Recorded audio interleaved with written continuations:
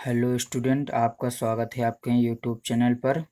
तो आज हम लोग पढ़ेंगे बाबर और हुमायूं के बहुविकल्पी प्रश्न।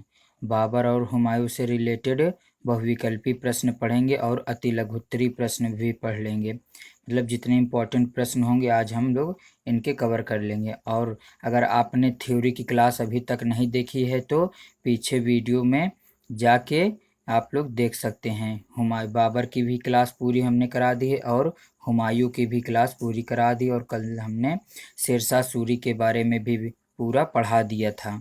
तो आज हम पढ़ेंगे बाबर और हुमायूं के से रिलेटेड बहुविकल्पी प्रश्न। तो देखते हैं पहला क्या है। बाबर से रिलेटेड अतिलघुत्तरी प्रश्न। बाबर से रिलेटेड अतिलघुत्तरी प्रश्न में क्या है। पहला, बाबर के आक्रमण के पूर्व उत्तर भारत की दो प्रमुख शक्तियां बताइए। बाबर के आक्रमण के पूर्व उत्तर भारत की दो प्रमुख शक्तियां बताइए। पहला क्या है, दिल्ली का राज्य। पहला दिल्ली का राज्य, दूसरा मेवाड़ का राज्य। उसके बाद बाबर की माता का नाम बताइए। बाबर की माता का नाम। बाबर की माता का नाम कुतलुग निगार खानम था। बाबर की माता का नाम कुतलुग निगार खानम था। नेक्स्ट क्या है, बाबर के आक्रमण के समय दिल्ली का शासक कौन था। दिल्ली का शासक इब्राहिम लोदी था। ये इम्पोर्टेंट प्रश्न है, ये हमारा इम्पोर्टेंट प्रश्न है। ठीक, दिल्ली के शासक, बाबर के आक्रमण के समय दिल्ली का शासक कौन था, इब्राहिम लोदी था। नेक्स्ट आगे देखते हैं क्या है हमारा।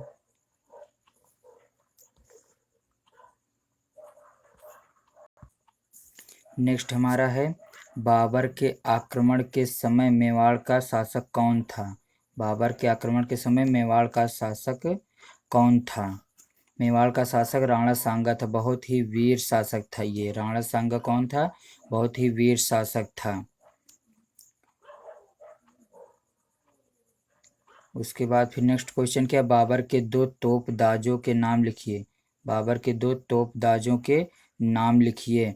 उस्ताद अली जो तोप चलाते थे, उस्ताद अली और मुस्तफ़ा रूमी, ये दोनों क्या थे, तोप चलाते थे। बाबर के शासनकाल में युद्धों में तोप चलाने का कार्य करते थे।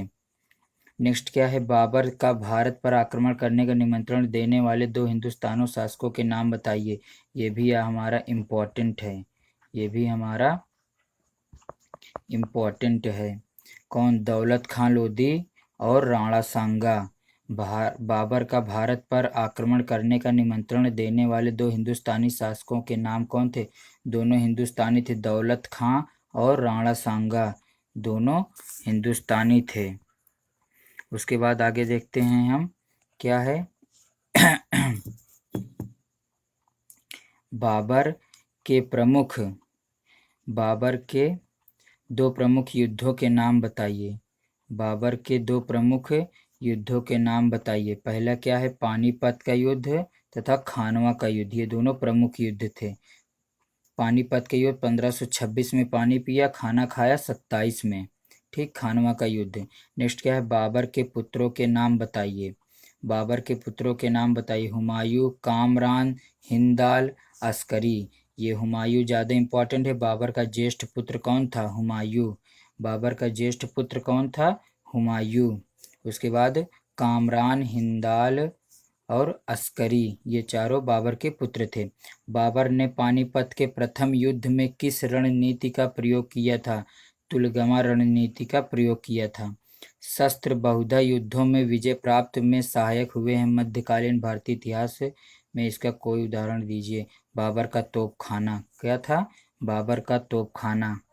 आगे देखते हैं हम बाबर से रिलेटेड बहुविकल्पी प्रश्न। बाबर से रिलेटेड बहुविकल्पी प्रश्न। बाबर का जन्म हुआ था, बाबर का जन्म कब हुआ था, 1483 ईस्वी में। बाबर का जन्म कब हुआ था, 1483 ईस्वी में। ऑप्शन नंबर ग, मतलब तीसरा ऑप्शन हमारा सही हो जाएगा।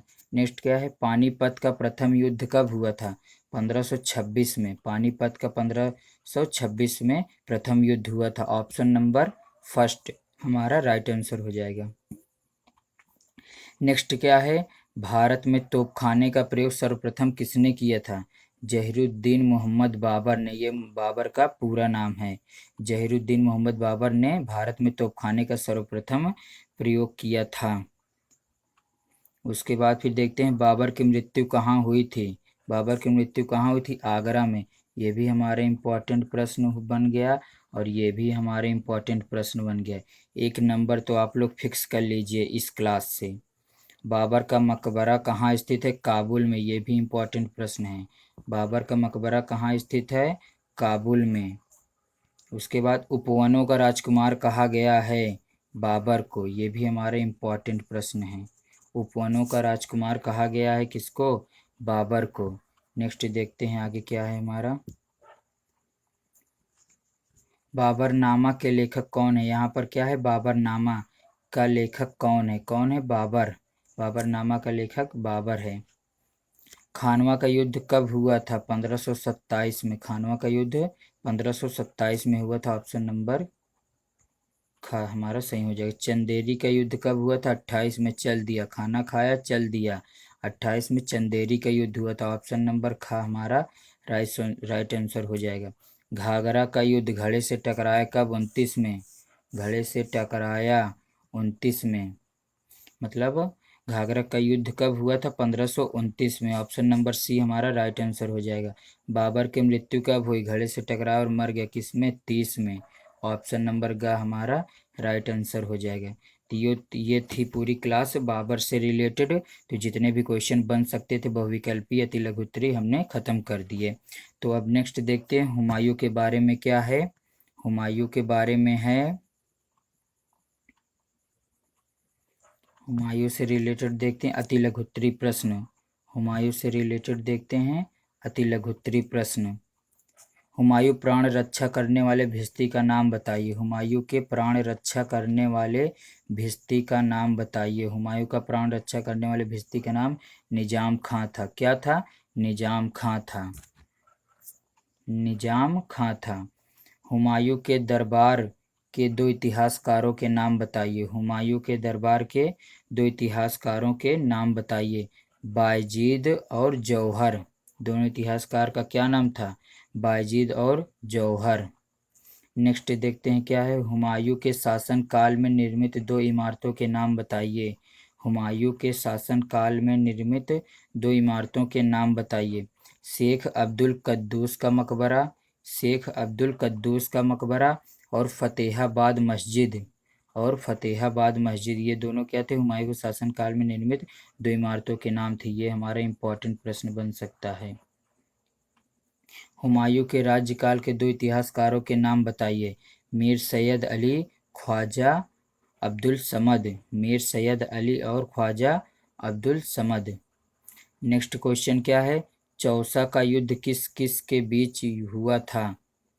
चौसा का युद्ध किस किस के बीच हुआ था? चौसा का युद्ध हुमायूं शेरशाह के बीच हुआ था। हुमायूं और शेरशाह, हुमायूं और शेरशाह के बीच हुआ था। हुमायूं की मृत्यु कैसे हुई? पुस्तकालय की सीढ़ियों से फिसल कर गिर जाने के कारण और सिर पर चोट लग जाने के कारण हुमायूं की मृत्यु हो गई। पुस्तकालय की सीढ़ियों से फिसल कर सिर पर चोट लगने के कारण हुमायूं की मृत्यु हो गई। आगे देखते हैं नेक्स्ट क्या है।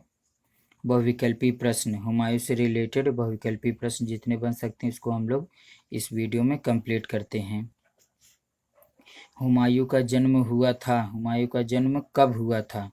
हुमायूं का जन्म कब हुआ था? 1508 ईस्वी में। ऑप्शन नंबर ख हमारा राइट आंसर हो जाएगा।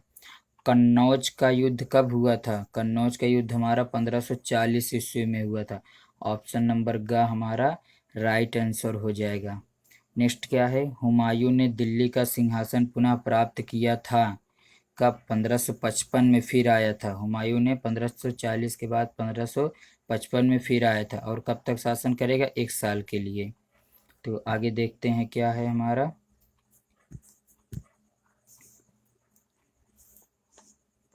हुमायूं की मृत्यु कब हुई थी? 55 में आया था दोबारा दिल्ली पर शासन करने के लिए, 56 में मृत्यु हो गई। हुमायूं कौन था? बाबर का ज्येष्ठ पुत्र था हुमायूं। ठीक, उसके बाद देखते हैं आगे क्या है। हुमायूं गिरते पड़ते इस जीवन से मुक्त हो गया, ठीक उसी प्रकार जिस तरह तमाम जिंदगी भर वह गिरते पड़ते चला आ रहा था। यह कथन किसका है? यह कथन किसका है? लेन पूल का है। यह कथन किसका है? हमारा लेन पूल का है। हमने हुमायूं से रिलेटेड जो थ्योरी की क्लास पढ़ाई थी उसी में इसको बता दिया था। हुमायूं और बहादुर शाह के बीच मंदसौर का युद्ध कब हुआ था?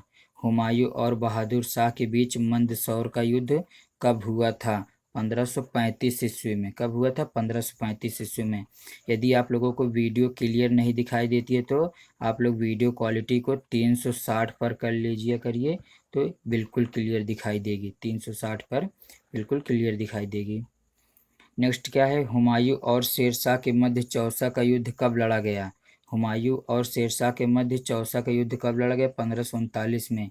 ये भी हमारा इम्पोर्टेंट क्वेश्चन है। ये भी हमारा इम्पोर्टेंट क्वेश्चन है। हुमायूं ने दिल्ली का सिंहासन पुनः प्राप्त किया था। हुमायूं ने दिल्ली का सिंहासन पुनः प्राप्त किया था कब? जब दोबारा आया था तब 1555 में।